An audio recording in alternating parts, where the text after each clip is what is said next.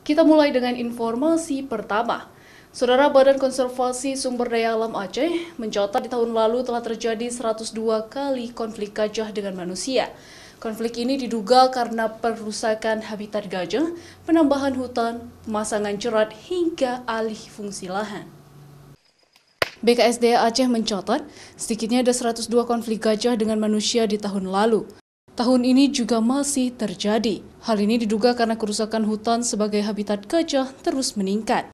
Untuk penanggulangannya, beberapa strategi dirumuskan. Di antaranya membangun 7 unit konservatif respon unit atau CRU di Aceh. Tujuannya adalah untuk mencegah gangguan gajah liar di tengah masyarakat. Selain itu, BKSDA juga memasang GPS Kolar pada kelompok gajah di beberapa lokasi yang intensitas konfliknya tinggi.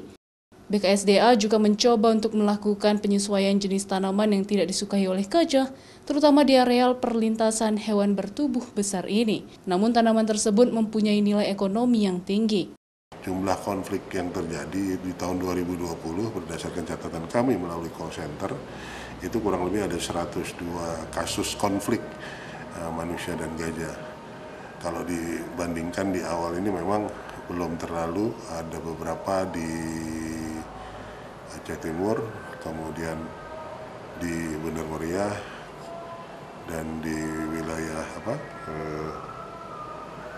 Melabuh atau di Nagat, itu konflik yang saat ini sedang terjadi, termasuk juga mungkin di PD ya. Jadi itu wilayah-wilayah yang memang tingkat intensitas konflik dalam tahun 2020 juga memiliki intensitas yang cukup tinggi. Sementara itu, beberapa daerah yang intensitas konflik gajah dengan manusianya tinggi, diantaranya adalah Aceh Utara, Aceh Timur, Bener Meriah, Aceh Barat, Nagan Raya, PD, Aceh Jaya, dan juga Aceh Selatan. Mustajab, Kompas TV, Banda Aceh.